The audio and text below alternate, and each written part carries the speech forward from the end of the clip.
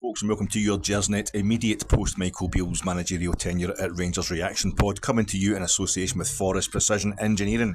My name's Alec Anderson and I'm talking to you from outside yet again. 4 games in a row at Ibrox. It's been wet, it's been dark, or it's been both, and that tells you all you need to know about the mood around here. I'm talking to you straight after Michael Beale's final game as Rangers manager ended in a 3-1 win for Aberdeen. Yes, this isn't the 1980s, this isn't the 1990s, it's not even that kind of period when we first come back into the top flight where Derek McInnes was in charge at Aberdeen, far less Alec Ferguson and co. This, like Robert De Niro says to John Cazale up that mountain in Deer Hunter, this is this. All I need to tell you is that we lost 3-1 at home to Aberdeen today, and you will get everything you need to know about that game. There was the RAF were abseiling into the stadium at kick-off today, and by the way, see, one of the most annoying things of the whole day is that thing, when it's the actual RAF themselves are putting on a show for us, and we start singing the 3 cheers for the red, white and blue. Could we at least once end it by singing for the Army and the Navy and the RAF when the actual RAF is right in front of you? Am I angry? Am I lashing out? Am I just displacing certain emotions? I think I might be. I think the RAF should be abseiling, and I think Jose Mourinho's in trouble at Roma just now, isn't he? Maybe Hansi Flick, has he got a new job yet since he got chucked out by Germany? Potter, they'll maybe get Potter in. I don't care if it's Graham Potter or Joe Potter, who's doing quite well with the women's team. We need to put Michael Beale out his misery as much as we need to put the Rangers support out his misery. It's just getting heartbreaking. That was awful today. It was. I think if I was to one anecdote to sum up the day. We're 2-0. I can't remember if we're 2-0 or 3-1 down, but we're definitely 2 goals down at the time anyway. And there's Sam Lammers endeavouring to persevere, and the ball comes to him, and he's getting in towards the Aberdeen box. He's in a bit of space, and he turns, he's got his back to the goal, and he takes the ball to his feet, a nice easy pass into his feet, and he just chips it up onto his hands, and the referee has to blow for a foul to Aberdeen. He's really concentrating. The ball's coming towards him quite slowly, and he's like, right, I'm going to do something with this. And he just flicks the ball off the ground, up onto his hands, and he's thinking, no, I'm not supposed to use the hands. Sorry Jack Butland, that's your job, right? Okay, next time, let we go again. We got a corner at one point as well. I think it was deep into the 8 minutes of injury time, and Sam Lammers doesn't clear the first man with the corner. We're just trying to put a goal back to make it 3-2, put a bit of some sort of imitation of respect onto the scoreline. And I'm not blaming Sam Lammers. He's maybe our best player in the park today in many ways. It was just... It's an imitation. It's a plan. It's on the manifold somewhere. It wasn't supposed to go like that. You're flicking through your worksheets and your tabulated little kind of your ABC index. And it's just that wasn't supposed to get beat 3-1. Why do Aberdeen keep scoring goals against us? It's no real. It's no. I think it keeps coming back to me, and what the hell, I might as well go for it today anyway. Nobody's going to be watching this anyway, because we're all absolutely sick of it. But I keep thinking, I was on the bevy last Saturday night, holiday weekend. I just sat in as usual. So I get onto YouTube, listen to a bit of music once it's gone midnight with the earbuds in, and I'm listening to Radiohead. It's the Bends, and it's the appearance they made on Jules Holland. Sorry, I'm just checking myself. Am I actually talking about Jules Holland? Yeah, I am. It's the appearance they made on Jules Holland where they did the first 2 tracks for the Bends. This was the first time I'd ever noticed Radiohead. I didn't know anything about them. We're talking 1995 here. I was still in my 20s myself, and I was just blown away by them. I think they did the title track, the Bends, and High and Dry. And the next day I rushed out and bought it on tape cassette. I bought the album The Bends, and I love the whole album except for the Bends and High and Dry, because every time I listened to them, I'd seen the live performance. I'd seen them doing it live on Jules Holland, and the album, the studio version is just so tepid, so tame, and that's what we've been watching with Michael Beale. That's the point I'm trying to way in a really convoluted way. It's rehearsed. It's supposed to sound like this, but there's no life to it. there's no the lead singer's kind of slavering over himself, and occasionally, everybody walks away from their microphones and you don't hear the lyrics, but you don't care because you know the lyrics are and you're so psyched up, and it's no pretty and it's no perfect, but my God, it works and it gets the whole place going. And this Michael Beale's Rangers is never going to get they're never going to get that moment that every good group should have with a concert where they just stop and the fans sing the lyrics back to them. They should have been maybe getting that for once at Hampden in December in the League Cup final, but it was always going to be a struggle for Michael Beale to get that far. The start to the season was terrible. We had that international break, and it's been a matter of clawing it back since then. And I thought he might make it. He might make it through this period of games. I thought he might make it out of September. It's October tomorrow, and we've played 7 league games, and we've lost 3 of them. 2 of them at home. Doesn't help that they're 2 of our most hated rivals. Everybody hates everybody these days. We're terrible. We're rank. It's just not happening at all. And the one thing I'm glad about is I've spent most of this season, because Michael Beale's been getting the mistakes in early and the team has just not been gelling together. Myself, everybody else in Gersnet, and I think every other reasonable Rangers supporter has been going through all the possible mitigation. They've been doing all the reasons why we should be patient, why we shouldn't jump to conclusions. But that today, that was it. That was soulless. There was no heart there. It was absolutely gutless, and we controlled the first 30 minutes. The first half hour, Aberdeen could barely get out their own half, and it was rope-a-dope stuff. They just sat there. They soaked it up. I suppose I should do a wee kind of match reporty bit where we started with the same team that started the second half against Livingston the other night. Dessers come on for Roof the other night at half time, so that was the team that started today. And as I was kind of predicting, we moved it. Michael Beale couldn't just put out the same team in the same formation, because that would show that he wasn't tactically fluid. So we changed it to what looked like the kind of 4 diamond 2, which is what I wanted him to do. And I think it's John Lundstrom sitting at the bottom of that diamond. It's Ryan Jack on the left of it. Let's let me keep going with this for all time's sake. It's the last Michael Beale team that we're going to go through.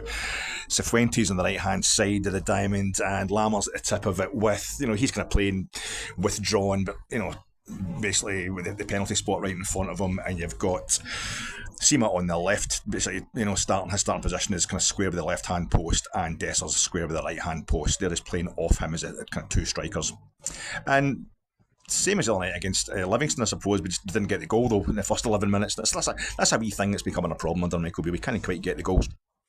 And we controlled the ball, moving it about, great style, and you're thinking, yeah, that must look great on the spreadsheet. That must look great when you get the laptop out and you highlight the areas of possession and where the flows are, and we keep putting the ball into the box. I think Dessers was put clean through a lovely ball in from the right about 2nd or 3rd minute. Misses it from point blank range.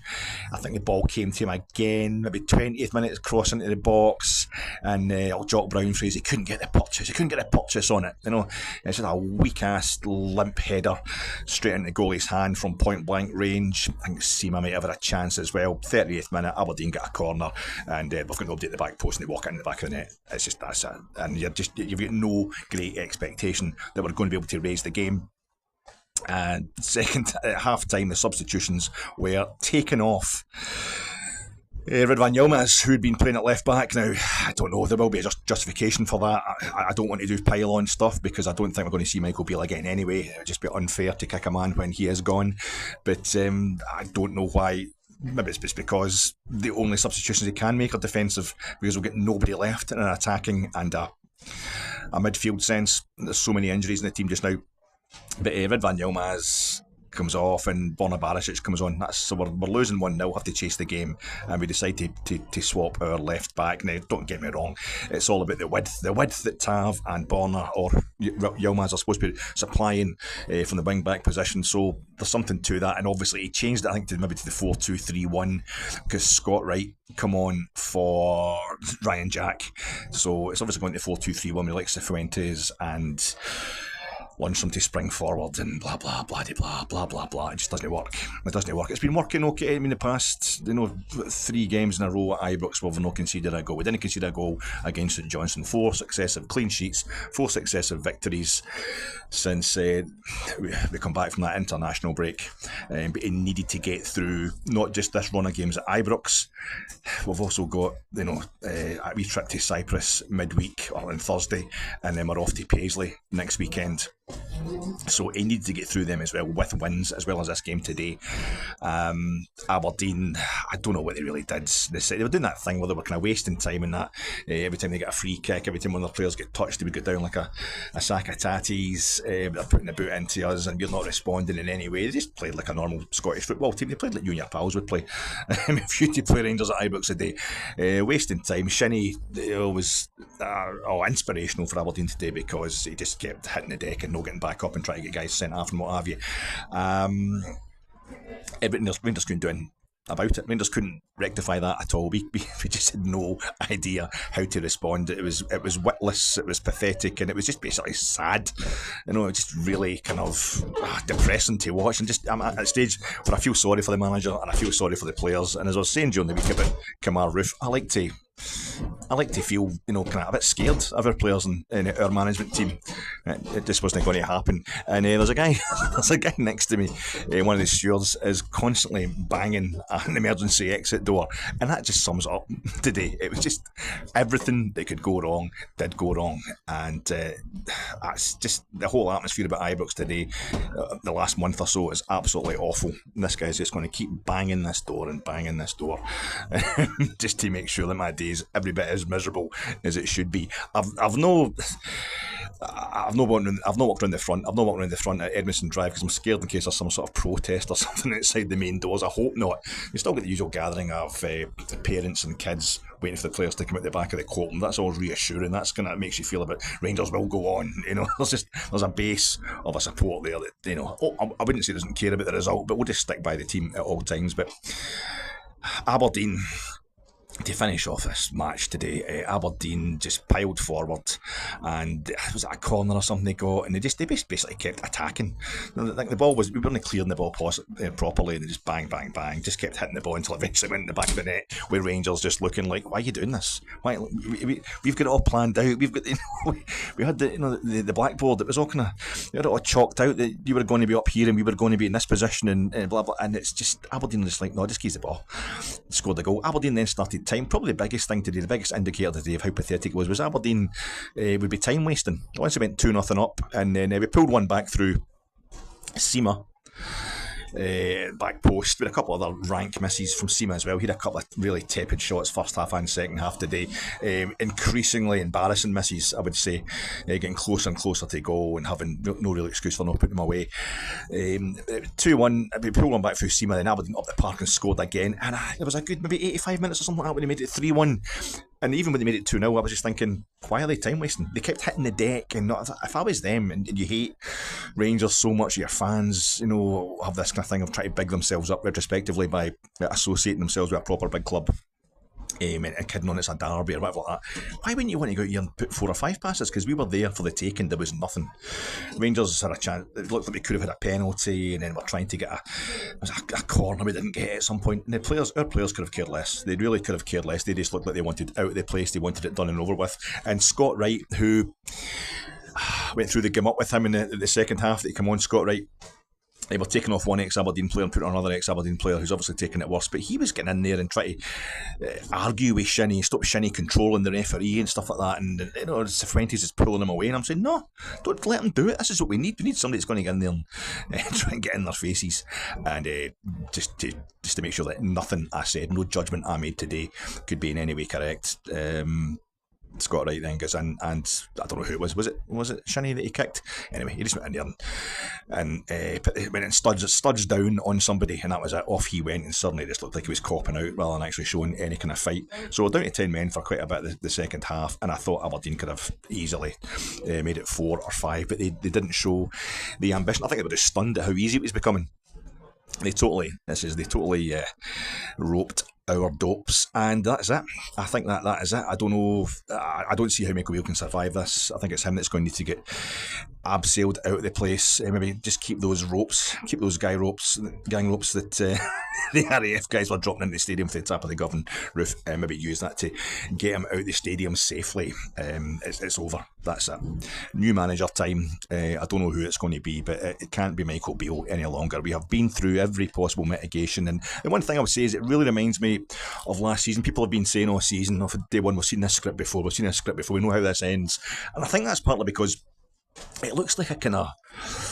It is like a script. I think it's because you get so many of the same actors, so much of the same scenery, kind of mise en scène and things, all exactly the same as last season. There's this thing with the League Cups getting played quicker this season, but the actual league itself and Europe is getting played slower because there's no World Cup this time around, compressing the entire European season, our domestic seasons all around the continent. So there's a strange mixture of... I've been here before, I've been in this situation before, and was it not Aberdeen at Ibrox? It's about 2 months down the line. Because we're looking at Michael Beale, 10 months he's going to make it. I think it's going to be 10 months he's been in the job, rather than the year that Gio lasted. And I think it was October time that he came to Ibrox. Maybe it's more September time, where Michael Beale was in the Loudon, and then he came and he was in the director's box while Gio was kind of starting to struggle as Rangers manager. And we beat Aberdeen 4-1. And I thought we were going to lose 4-1 today, just to finish it off. Gio, I think, can be allowed a little smile to himself today. And then we had we've got St Mirren at Paisley, the last game before the international break. Now, the international break last season was a World Cup, and I thought it looked like Michael Beale will be lucky to get that far. He's not going to get that far. That's not going to be the game where he's not asked to come back afterwards. It's going to be today. And then... it was Livingston. They had Livingston last season, Gio, where we drew 1 each with them at Ibrox. And then we did the risible 1-0 win over Dundee in the League Cup quarter-final. So we've hammered Livingston in the League Cup quarter-final this season, but we had the risible 1-0 win over Motherwell. The team get booed off the park after it. Gio gets humped 4-0 at Parkhead in the first Old Firm game of the season. Michael Beale loses 1-0 at home to a terrible Celtic team in the first Old Firm game of the season. So it's just... there's so many kind of echoes of last season, and whereas before I thought that was maybe tempting us into going down the route of sacking the manager without really thinking it through, it was just on the surface of things, was too many things reminding us of last season. It's just every bit as bad. It's every bit as bad as last season, and it's actually worse. The only one thing is we've won a European group stage game. So Michael Beale's had his big win as Rangers manager. I think defeating Servette was a big win. But really, Livingston are the only team that he's beaten, and he's done it twice, 4-0 at Ibrox. That's his biggest, kind of most dominant result. Neither of those wins over Livingston particularly convincing in themselves. But yeah, every other game. The Betis game was I'm glad he's got that under his belt. I'm glad he can go away and say to himself, I have beaten a La Liga team in a European group stage at Ibrox. Because he's a nice guy, Michael Beale. He means well, he's trying his best, but that's it. It's done. And so am I. So I've gone far too long here, folks. We'll have the Gersnet Sunday night pod tomorrow night, 9:30. I don't even know who's on it. But we might have to throw some money at them, or some drink or something like that to try and get them to come on. But it's misery loves company. It's good to talk about stuff like this, and I think it's time to start. This isn't a match report. It's more like an op-ed. It's more like an obituary. It's time just to start talking about the next manager. See you, folks.